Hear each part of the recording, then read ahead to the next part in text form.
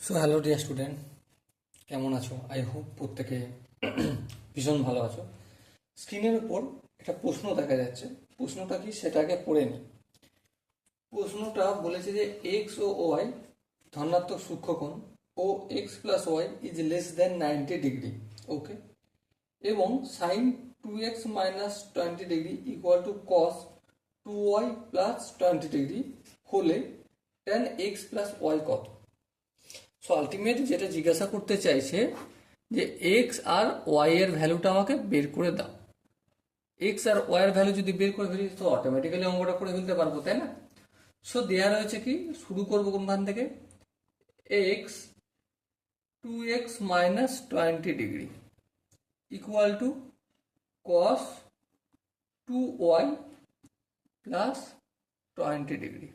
ওকে, so আমি এখানে একটা কাজ করব। কি কাজ? সাইনের পরিবর্তে কস লিখবো। হ্যাঁ, তাহলে এখানটা কি লিখতে হবে?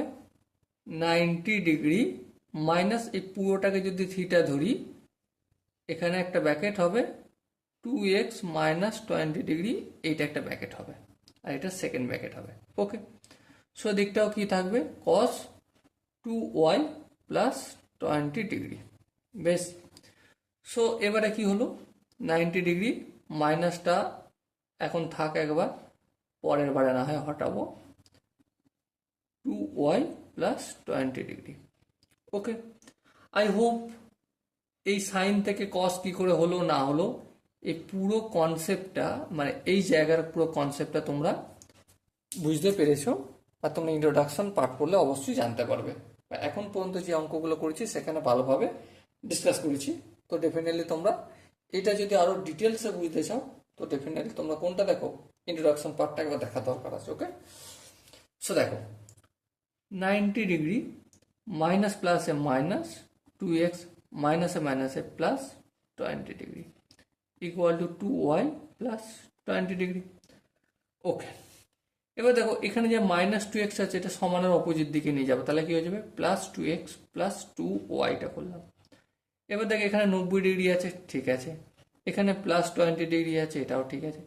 এখানে যেটা রয়েছে দেখো +20 ডিগ্রি, এটা অপোজিট দিকে আসছে -20 ডিগ্রি, এটা কেটে গেল। তাহলে কি থাকলো? 90 ডিগ্রি ইকুয়াল টু 2 কমন নিয়ে নিচ্ছি X plus Y. So ultimate কি পেলাম? 45 ডিগ্রি পেলাম এক্স প্লাস ওয়াই এর ভ্যালু।